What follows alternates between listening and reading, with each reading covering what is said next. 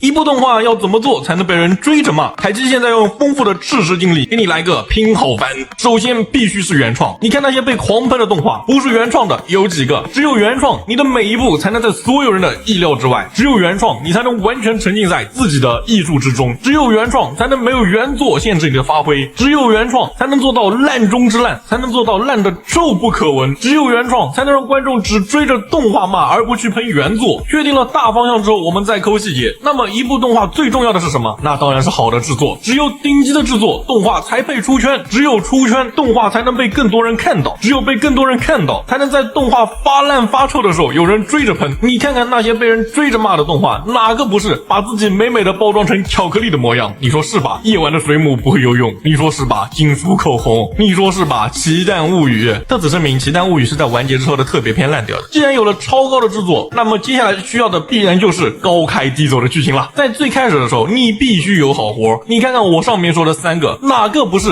如此美妙的开局？哪个不是被寄予极高的期待？哪个不是被喷成路边一条？只有一上来有活，你才能被观众记住，才能在第一集刚播完的时候被大吹特吹。你看赛马娘刚播的时候，有人给你吹赛马娘88000吗？但你看紫罗兰刚播一集，就有人给你吹紫罗兰大卖88000，这就是有活和没活的差距。如果你不能高开让人大吹特吹，那怎么能让人失望的时候对你破口大骂呢？只有你刚开始的时候悬念迭起，全是伏笔，才能在最后一个坑都没填的情况下，让那些天天挖细节推逻辑的观众对你破口大骂。只有你在刚开始的时候把关系型美少女贴贴氛围搞起来，才能在最后让观众看到关系型 soulmate 彻底破功的那一刻对你破口大骂。所以如果要达成季度最烂的成就，那就必须高开低走，在各方面全都高开低走。你说是吧，利克利斯？你说是吧，笑容的代价？你说是吧，米迦？如果你对能不能达到这样的效果还保持怀疑，那么可以参与一些系列动画。最近这2年烂的最深入人心的作品是什么？是高达 GQ 一串 UX， 是水星的魔女，是铁血的阿尔芬斯。没错，如果你想做被人追着骂的动画，那么就做钢大木。做钢大木，你就不需要担心刚开始的人气，这就是 NGI 专版动画的含金量啊！所有人都会满怀期待，然后看着动画逐渐入土。当然还有现如今的版本答案，组少女乐队。不过这个要做烂也挺难的，毕竟正常做就会有很多人喜欢。但众所周知，有些动画他就不想好好写。开机不知道是哪部，开机没看过。当然一个好的 staff 是烂番成功的一半，比如大河内一楼，让大河内来，你就不用担心开头，他的动画一定就是爆，